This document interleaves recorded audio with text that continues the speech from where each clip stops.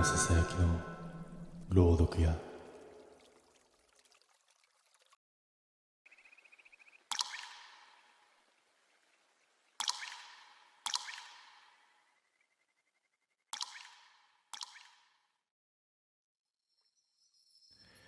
俺、高橋って言います。これは前の会社にいた頃の話です。俺は仕事の付き合いでよくスナックに行ってました。駅前の細い路地にある小さい店です。名前はスナックユキ。その店によく連れて行ってくれたのが取引先の山本さんでした。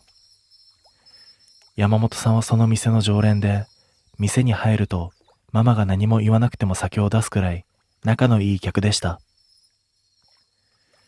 俺は何度かその山本さんと店に行きました。たまに同僚の佐藤も一緒でした。店はカウンターだけで広くもないのに妙に落ち着くような場所でした。ママも話しやすい人で、最初はただの感じのいい店だと思っていたんです。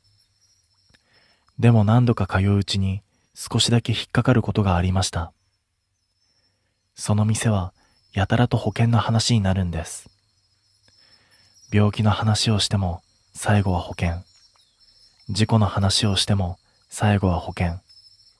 家族の話になってもやっぱり保険。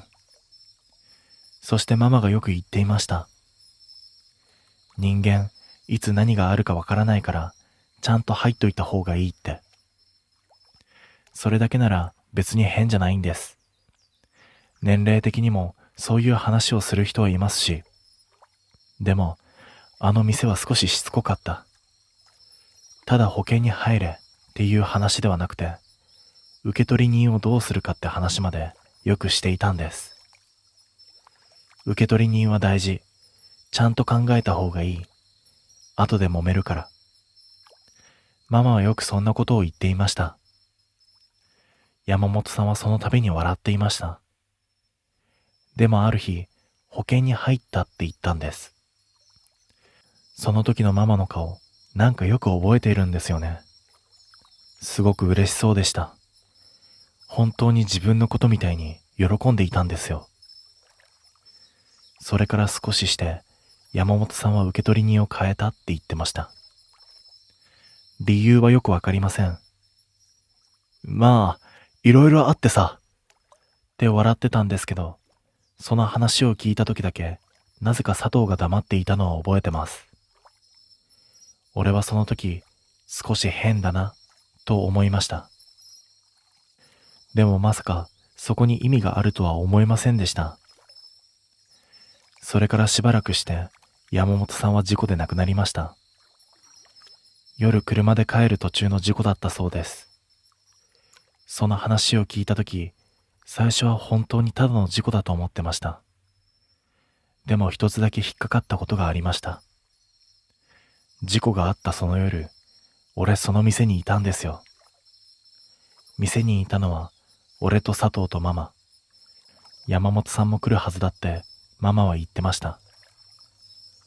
今日は遅れてくるはず、そう聞いていたんです。でも結局山本さんは来なかった。その次の日に帰り道で事故に遭って死んだって聞きました。その時は本当にただの偶然だと思ってたんです。でも今思うと、あの夜から少しおかしかった。ママは山本さんが来ないことをあまり心配していなかったんです。それどころか、どこか最初から知っていたみたいな顔をしてました。その違和感に気づいたのはもう少し後でした。店の壁に貼ってあった写真を見た時です。店の壁には写真が何枚も貼ってありました。店の前で並んで撮った写真とか、誕生日みたいな写真とか、いかにも常連の店って感じで、最初は何も気にしていませんでした。でもある時気づいたんです。写真の端に小さい赤い印がついている写真が何枚かあることに。ペンでちょんってつけたみたいな小さい赤い丸でした。前に来た時は気づかなかったのに、その日はなぜかそれが目に入ったんです。俺が写真を見てたら、ママが後ろから来て、懐かしいでしょって言いました。俺が赤い印のことを聞くと、ママは普通にこう言いました。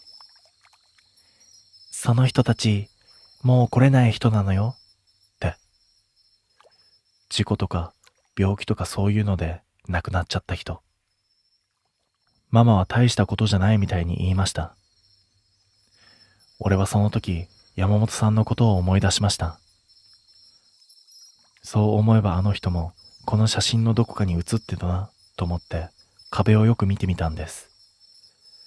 少し端の方に山本さんが写っている写真がありました。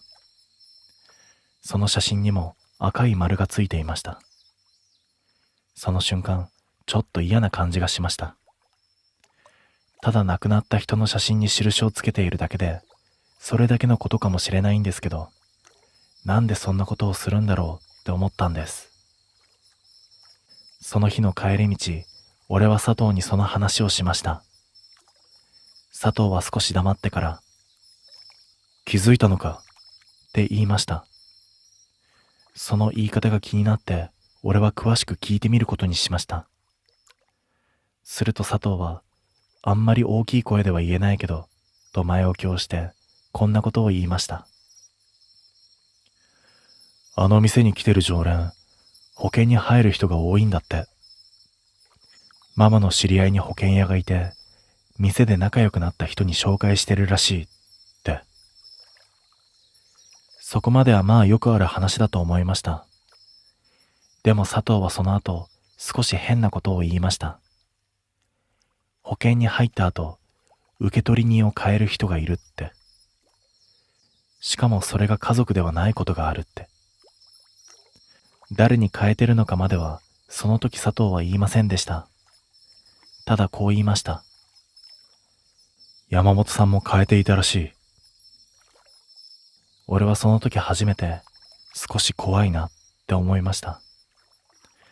山本さんも保険に入って、受取人を変えて、その後事故で亡くなっているんです。偶然にしては何かできすぎている気がしました。でもまだその時はただの考えすぎだと思おうとしてました。事故なんて毎日どこかで起きているし、たまたま重なっただけかもしれない。そう思おうとしていたんです。でもその考えが変わったのは次にあの店に行った時でした。カウンターに座るとママが俺の顔を見てこう言ったんです。高橋さん、保険入ってる？その時の俺、なんでそんなことを聞くんだろうって思いながら、まだ入ってないって答えました。そしたらママがすぐに言いました。知り合いにいい人がいるから紹介してあげるって。その時の俺は壁の写真の赤い丸を思い出して、なんとなく嫌な感じがしたんです。その時カウンターの上に写真が一枚置いてあるのに気づきました。それは新しく撮った写真みたいでした。そこに写っていたのはママと俺と佐藤でした。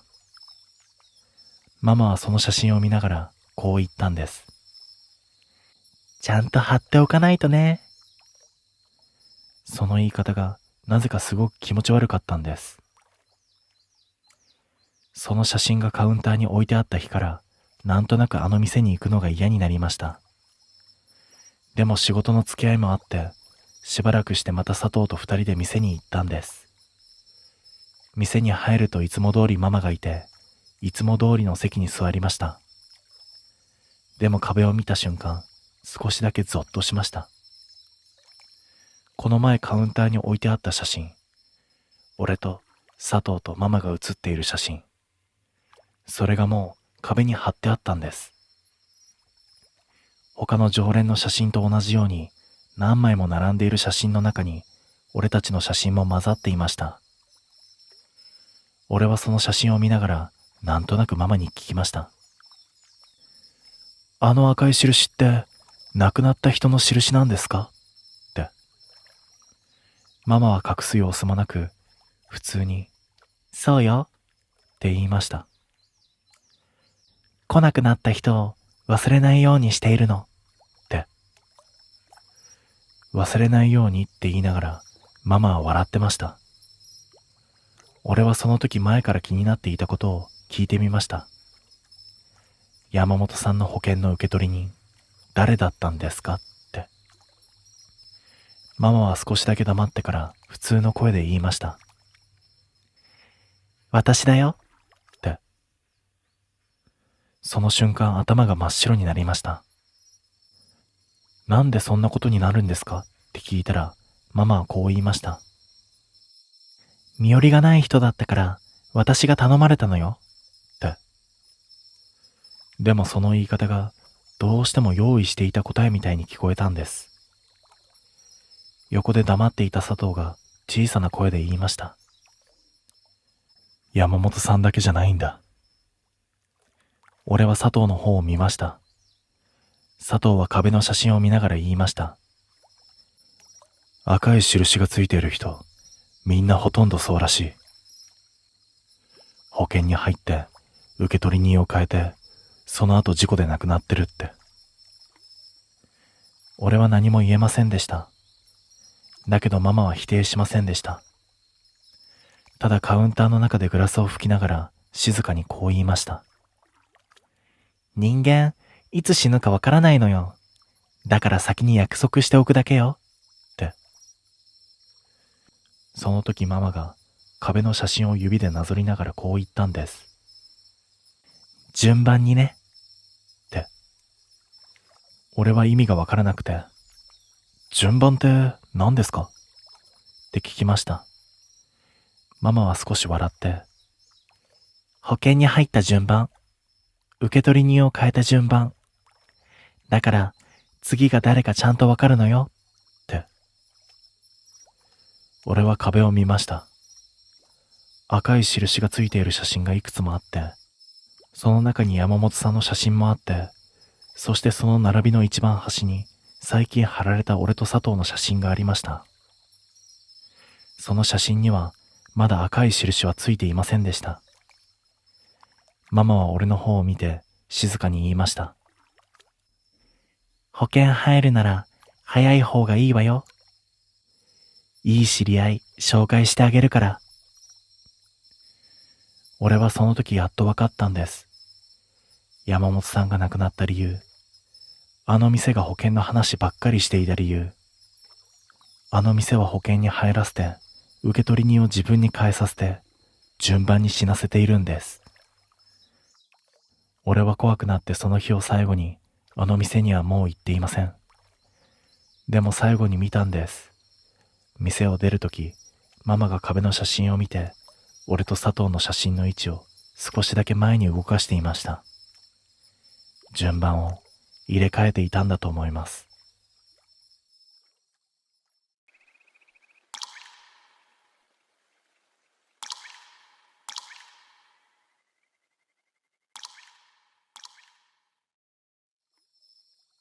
会社の帰り道だった。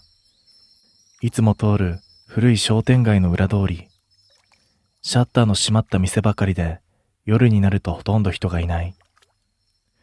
その日俺は残業で遅くなって23時を過ぎていた。街灯がチカチカしてやけに暗い夜だったのを覚えている。ふと見慣れない看板が目に入った。スナックこよみ。赤い小さなネオン。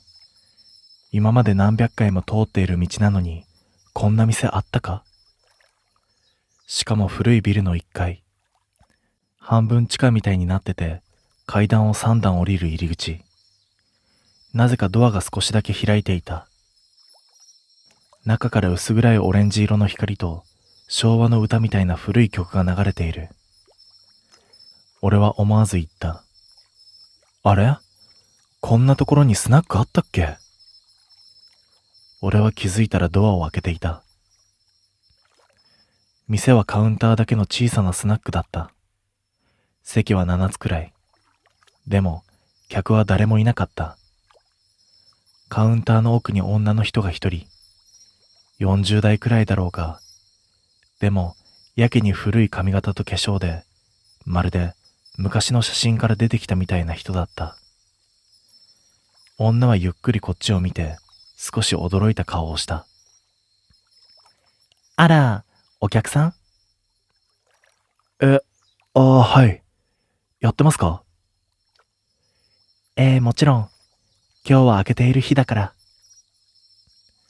開けている日って言い方が少し引っかかった。俺はカウンターに座る。この店って最近できたんですか？ママは少し黙ってからこう言った。いいえ、ずっと前からあるわ。でも俺この道よく通るけど。するとママは少しだけ笑って言った。この店は毎月9日しか開かないの。え？だからあなたが今日見つけたのも偶然じゃないわね。その時店の奥の壁に古いカレンダーが貼ってあるのが見えた。日付のところに赤い丸がついている。9日だけ全部の月に赤い丸。俺は酒を一杯もらって少し話をした。ママはこの店をずっと一人でやっているらしい。でもどうして9日だけなんですか？俺がそう聞くと、ママはグラスを拭く手を止めた。そして少しだけ下を向いて静かに言った。待っている人がいるの。待ってる人？ええ、大事な人。その人が来るのが9日なの。毎月9日に来るんですか？ママは少しだけ微笑んだ。でもその顔は嬉しそうではなかった。どこか諦めているみたいな顔だった。ええ、約束したの。毎月9日にここで待ってるって。じゃあ、今日も来るんですか？その質問をした瞬間、ママの手が止まった。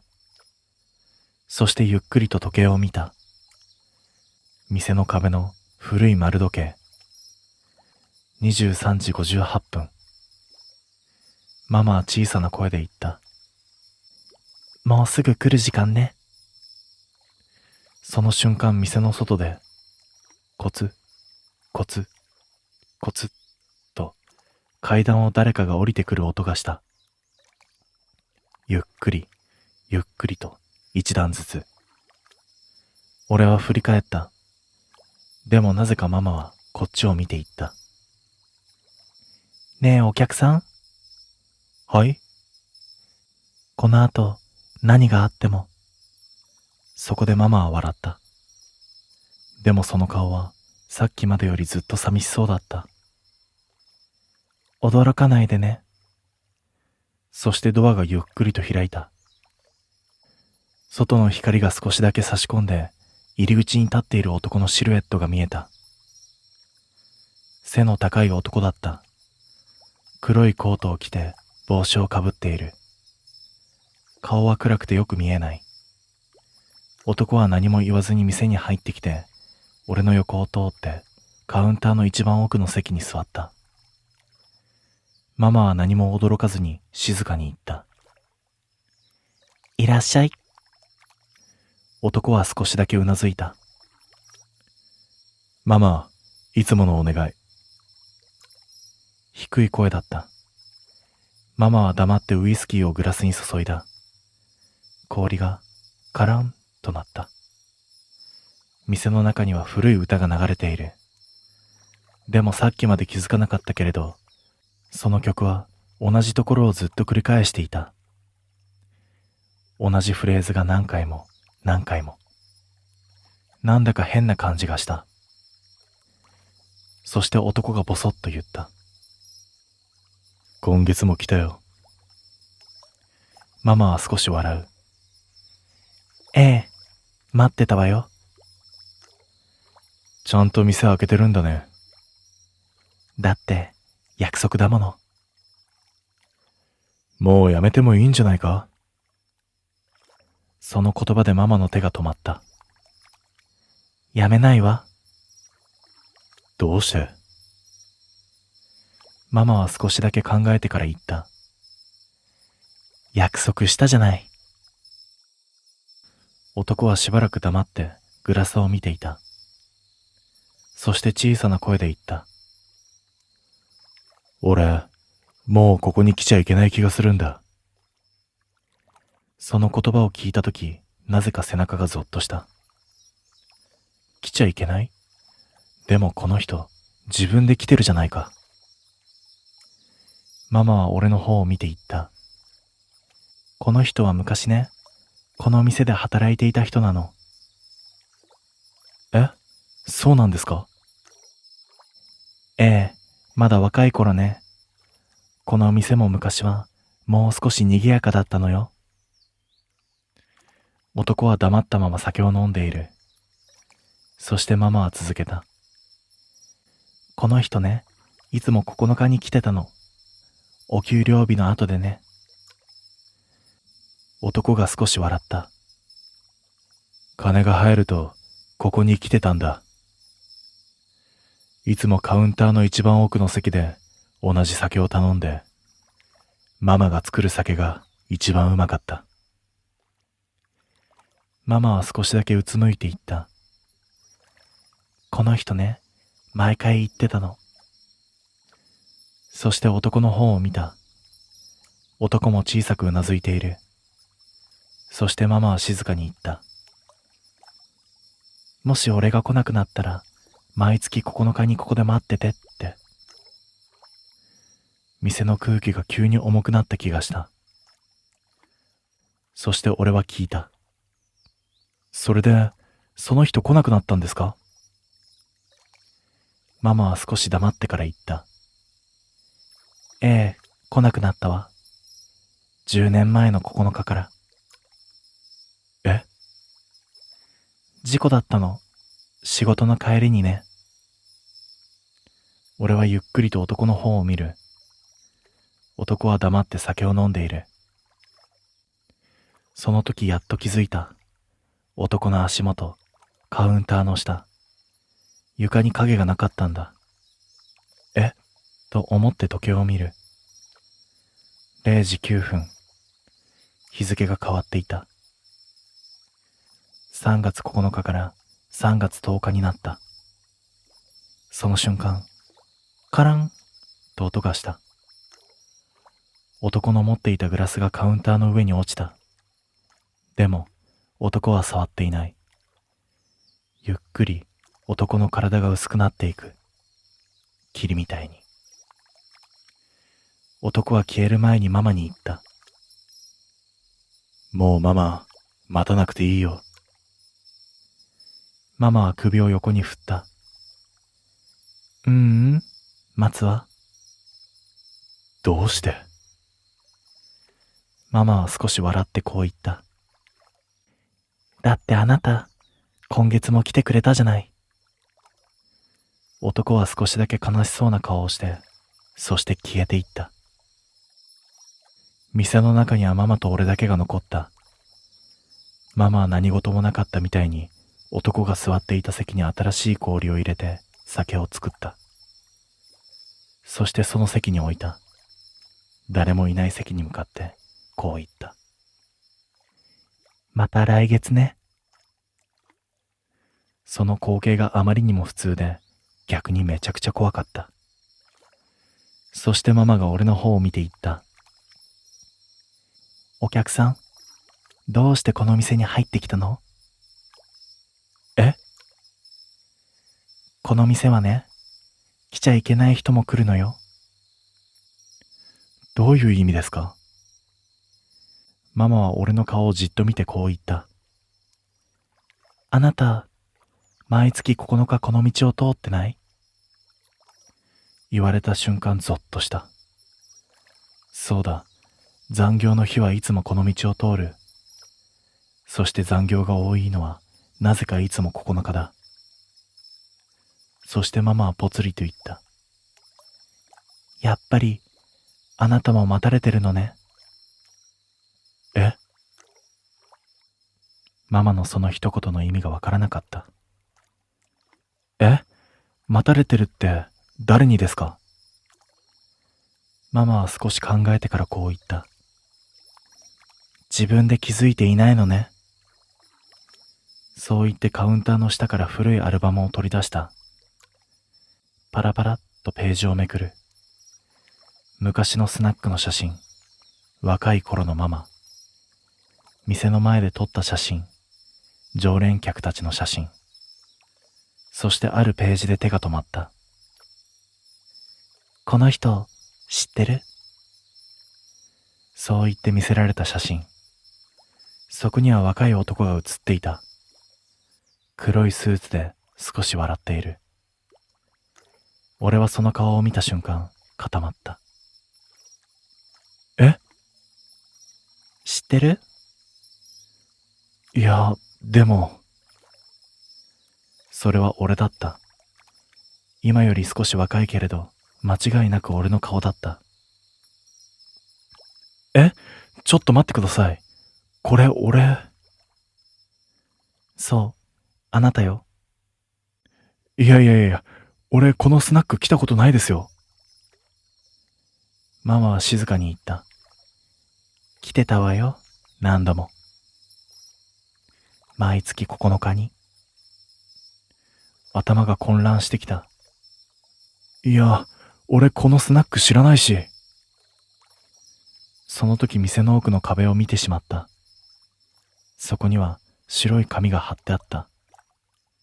新聞の記事だった。会社員男性、帰宅途中に事故。丸月9日深夜、商店街裏通りの階段から転落し死亡。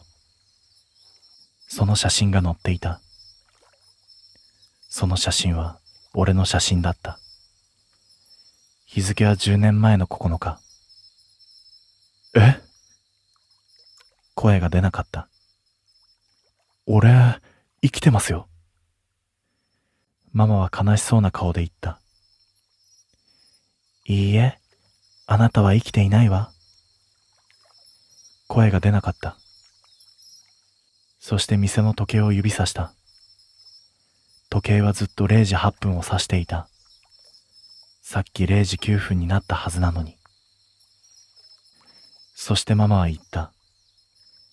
この店はね、0時9分になると終わるの。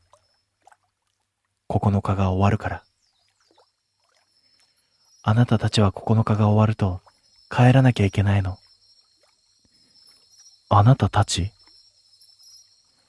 俺はその時気づいた。カウンターのガラスに映っているのはママだけだったんだ。そこに俺は映っていなかった。俺は足元を見る。自分の影がなかった。さっきの男と同じだったんだ。頭の中でママの言葉がつながった。毎月9日だけ店が開く。9日に彼が来る。10年前の9日に事故で死んだ。毎月9日にこの道を通る。来ちゃいけない人も来る。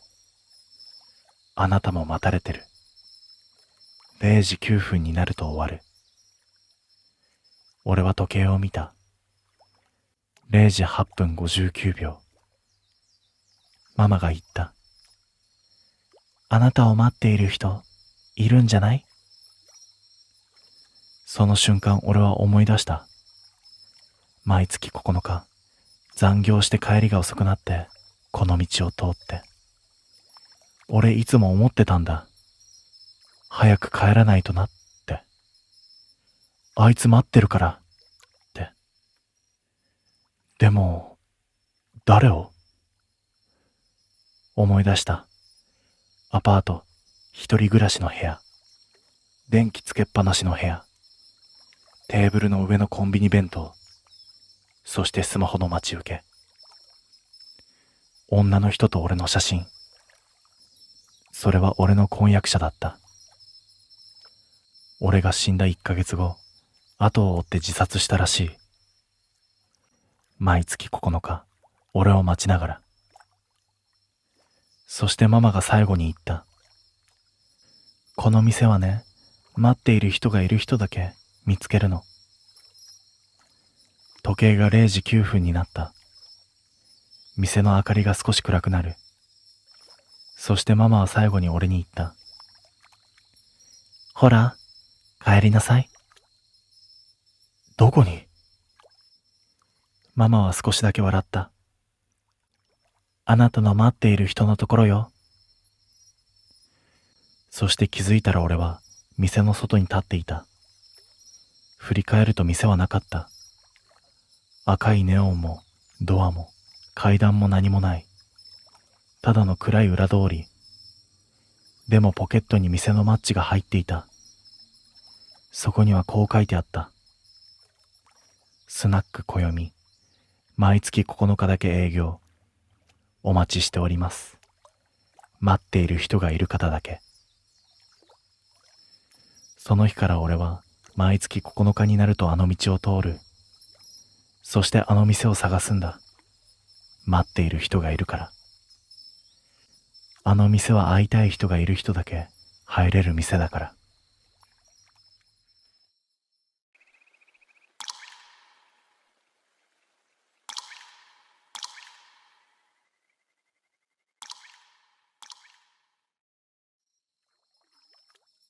これは泡になって消えた同僚の話だ。俺はあいつを止められなかった。だから俺は今でもあの時止められなかったことを後悔している。あいつの名前は直人。同じ会社、同じ部署で働いていた。真面目で遅刻もしないし、頼まれた仕事は断らない。誰がどう見てもいいやつっていうタイプの人間だった。だからこそ上司の佐伯に目をつけられたんだ。直人、この資料今日中な。直人、悪いけどこのクレーム、お前が電話しといて。あと、山本の分のデータもやっとけ。あいつ今、外出してるから。気がつくと直人の机の上だけ、いつも書類の山になっていた。自分の仕事だけでも終わらないのに、他人の仕事まで全部やらされていたんだ。だけど一度だけ、俺は上司の佐伯に言ったことがある。佐伯さん、それ俺の担当の仕事なんで、自分でやりますよ。すると佐伯は笑って言った。山本さ、自分の仕事増やしたいの？余裕あんなら別の仕事でも頼もうか。その言い方で分かった。ああ、この人に何を言っても無駄なんだなって思った。それから俺は見て見ぬふりをするようになった。直人が怒鳴られていてもパソコンの画面を見ているふりをした。助けてしまうと次は自分だって分かったからだ。今でもそれを後悔している。直人には会社の帰りに必ず寄る店があった。海の近くにある小さなスナック。スナックしずくという店だった。古いビルの2階にあって、外階段は錆びていて、夜に登るとギシギシ音がした。俺は直人に連れて行かれて何度か一緒に行ったことがある。ドアを開けると小さなカウンターと奥にテーブルが2つだけ。店の中は少し暗くて、オレンジ色のライトがカウンターを照らしていた。いらっしゃい。ママの美咲が静かに笑う。店員の K はほとんど喋らない人だった。そしてこの店は窓から海が見えた。夜になると海は真っ暗で、波の音だけが聞こえる。霧が出る日は窓の外が真っ白になって、海と空の境目がわからなくなる。直人はいつもカウンターの一番端の席に座った。そしてメニューを見ないでこう言うんだ。ママ、いつものください。ママは何も言わずに氷の入ったグラスに透明な酒を注ぐ。直人はそれを一口飲んで必ずこう言うんだ。この酒、少ししょっぱいですね。そしてママもいつも同じことを言う。海が近いからね。最初は冗談だと思っていた。でも直人は毎回同じことを言うんだ。しょっぱいなあ。海の水みたいだ。ある日俺は店の棚に写真が飾ってあることに気づいた。ボトルの横に写真立てがいくつも並んでいる。知らない男、知らない女、みんなこの店のカウンターに座って一人で写っている写真だった。俺はママに聞いた。この人たちって常連さんですか？ママはグラスを拭きながら答えた。そうよ、昔の常連さん。昔ってことは今は来てないんですか？ママは少しだけ黙ってそれから言った。ええ、もう来ていないの。みんな来なくなったのよ。その言い方が少し気になった。来なくなったというより、もう来れないみたいな言い方に聞こえたんだ。その時横で直人が写真を見ながら言った。ここに写ってる人、みんな一人ですね。一人で来る人が多いのよ、この店は。ママはそう言って、写真の埃を指でなぞった。その時店の外でカラスが鳴いた。やけに大きな声で何回も鳴いていた。その頃からか、直人の様子がおかしくなっていった。靴に砂がついている日もあったり、ズボンの裾が濡れている日もあった。そして髪が少し濡れている日もあった。直人、お前どこ歩いてきたんだよ。俺がそう聞くと、直人は笑って言った。海をちょっと歩いてた。こんな夜遅くに？夜の海、誰もいなくていいですよ。静かで。別の日に俺が冗談で言った。お前そのまま海に入ってんじゃねえの？直人は少し考えてから笑って言った。練習ですよ。何の練習？直人はグラスを見ながら言った。泡になる練習です。言ってる意味がわからなくて、俺は笑った。直人も笑っていた。でも今思うと、あいつはあの頃からもう決めていたんだと思う。店を出た帰り道、二人で海沿いを歩いたことがある。霧が出ていて、街灯の光がぼやけていた。波の音だけがずっと聞こえていた。歩きながら直人が言った。山本さん、もし人が一人いなくなったら、どれくらいでみんな慣れますかね？なんだよ急に。会社って誰かが辞めてもすぐ普通に戻るじゃないですか。まあ、そうだな。じゃあ、辞めるじゃなくて、いなくなるだったら、それでも同じですかね。俺は答えられなかった。直人は立ち止まって、霧の向こうの海を見ていた。そして静かにこう言う。俺、最後どうなると思います？最後って何が？直人は少し笑った。泡ですよ。波の音が大きく聞こえた。直人が会社を辞めることになった日のことを俺はよく覚えている。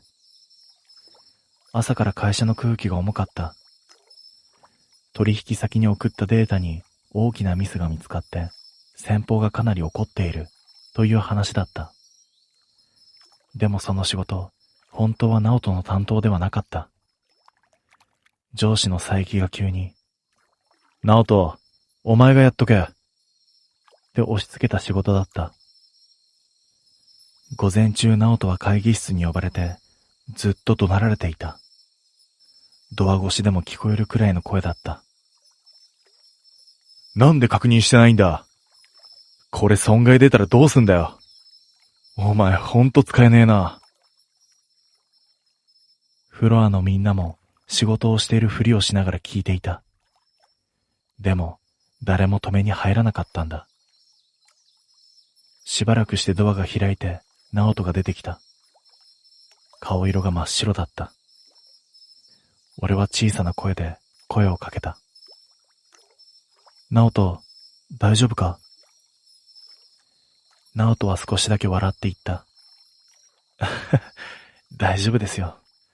俺のミスらしいです。らしいって、お前の仕事じゃないだろ。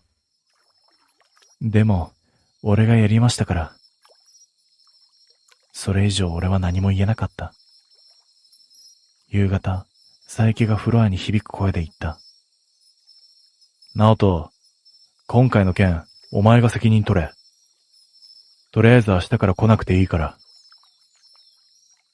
それはほとんど首みたいな言い方だったんだ。でも佐伯は大したことじゃないみたいな顔をしていた。直人は立ち上がって佐伯の前まで行って頭を下げた。すいませんでした。フロアが静まり返っていた。でも誰も何も言わなかった。直人は自分の席に戻って静かに荷物をまとめ始めた。引き出しの中の私物をカバンに入れて、最後に社員証を机の上に置いた。俺は立ち上がって直人のところに行く。直人、今日この後時間あるか？直人は少し考えてから言った。ありますよ。俺はもう無職ですから。じゃあ、とりあえず飲みに行こう。直人は少しだけ笑って。じゃあ、雫に行きましょうよ。夜二人でスナック雫に入った。カラーンとなり、いらっしゃい。とママがいつも通りに笑った。珍しいわね、今日は二人で。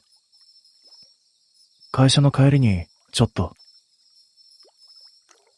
俺がそう言うと、ママは何も聞かずに、俺にはビール、直人にはいつもの透明な酒を出した。氷の入ったグラスに透明な酒。直人はそれを持って一口飲んだ。やっぱりこの酒、しょっぱいですね。ママは少し笑った。海が近いからね。俺は思い切って言った。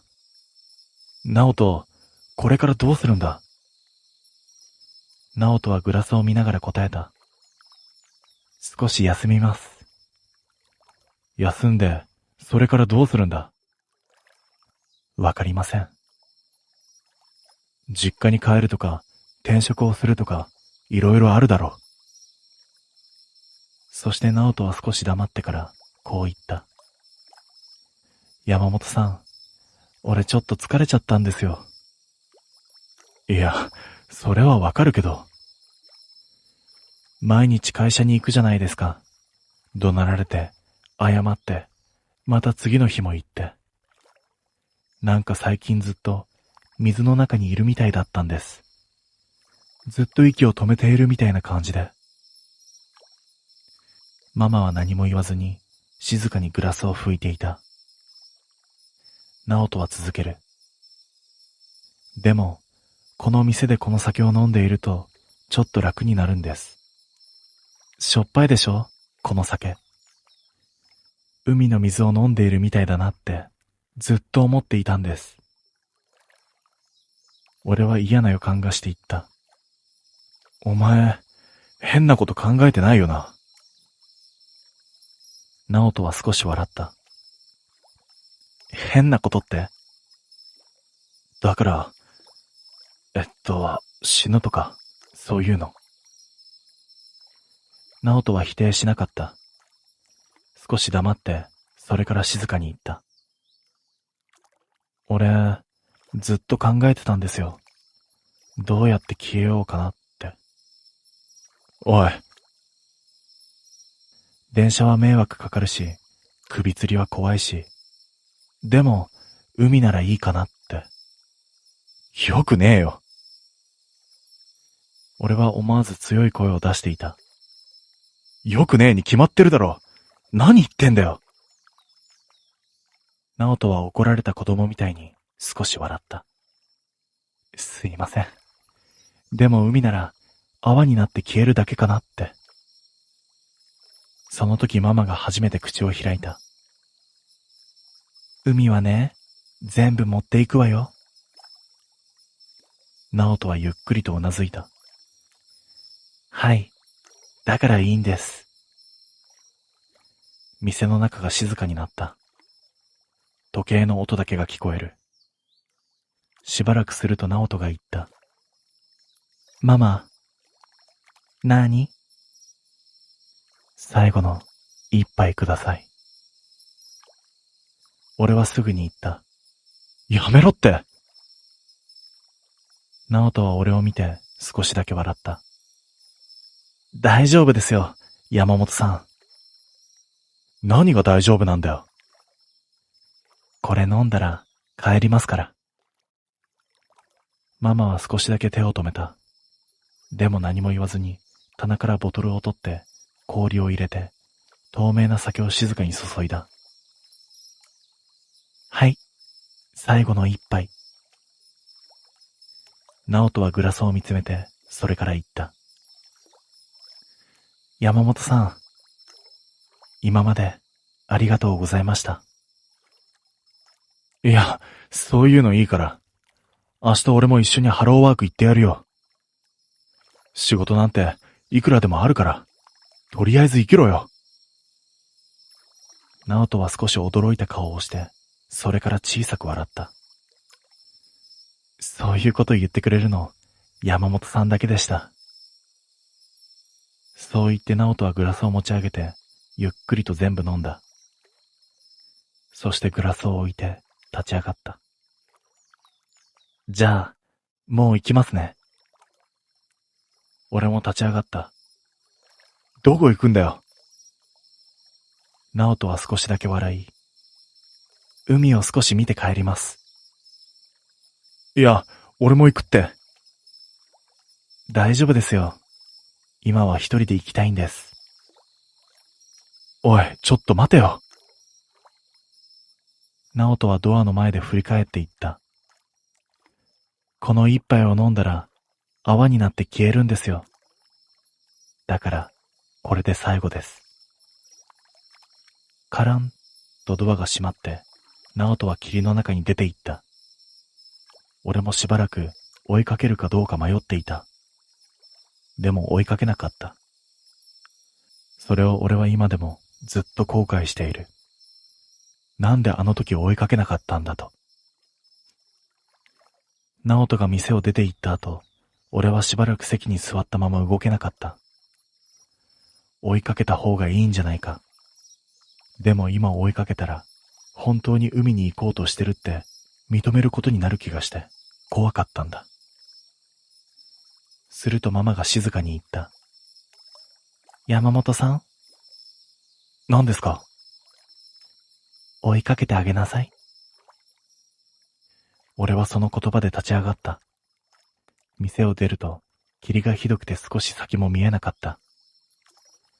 海の方から波の音だけが聞こえている。俺は直人の名前を呼びながら海の方へと走った。でも途中でわからなくなった。霧で道も海も何もかも白くぼやけていた。しばらく探したけれど直人は見つからなかった。その日俺はそのまま帰ることしかできなかった。次の日直人は会社に来なかった。その次の日も来なかった。そして佐伯は何でもないみたいに言った。飛んだな、あいつ。まあいいか。代わりはいくらでもいる。その言葉を聞いたとき、ああ、この人は本当に人が一人いなくなっても何も思わないんだな、と思った。仕事の帰り、俺は直人のアパートに行った。チャイムを鳴らしても出ない。ドアノブを回したら鍵はかかっていなかった。中に入ると部屋は妙に綺麗だった。机の上に会社の名札と携帯電話と財布、スーツがハンガーにかけてあった。もうここには戻ってこない人の部屋って感じがした。玄関を見ると革靴が一足置いてあった。濡れていて、そこに黒い砂がついていた。それを見た瞬間、海だと思った。俺はそのまま警察に電話をした。失踪届というやつになった。3日後に警察から海で遺体が見つかったと連絡が来た。警察署で俺は遺体を確認する。直人だった。でも思っていたのとは少し違った。水死体ってもっとひどい顔をしていると思っていた。でも直人は眠っているみたいな顔をしていた。苦しそうな顔じゃなかったんだ。少しだけ笑っているみたいな顔だった。警察が言った。入水ですね。争った形跡もないですし、自分で海に入ったんでしょう。しかし、こんなに損傷の少ない水死体は本当に珍しいですね。その言葉を聞いたとき、直人が言っていた言葉を思い出した。泡になるんですよ。俺は葬式が終わった後、一人でスナック雫に行った。カランとなり、いらっしゃい。ママはいつもと同じ顔でそこにいた。俺はカウンターに座って言った。直人、やっぱり海でした。ママは少しだけうなずいて、そう。俺、止められませんでした。ママは何も言わなかった。そしてしばらくして、俺は店の棚を見た。前に見た写真が並んでいる棚だった。だけど写真が1枚増えていた。俺は立ち上がってその写真を見た。カウンターに座って少し笑っている直人の写真だった。この写真。ママが後ろから言った。この店で最後の一杯を飲んだ人。背中が寒くなった。じゃあ、この写真の人はみんな。ママは答えなかった。でも、何も言わないのが答えだった。外でカラスが鳴いた。窓の外は霧で、海は見えなかった。そしてママが一つのグラスを出した。これは直人くんが最後に使ったグラス。グラスの底には白い泡が少しだけ残っていた。泡がなかなか消えなかったのよ。ママはそう言ってグラスを下げた。そして俺を見て言った。あなたはまだ飲まないでね。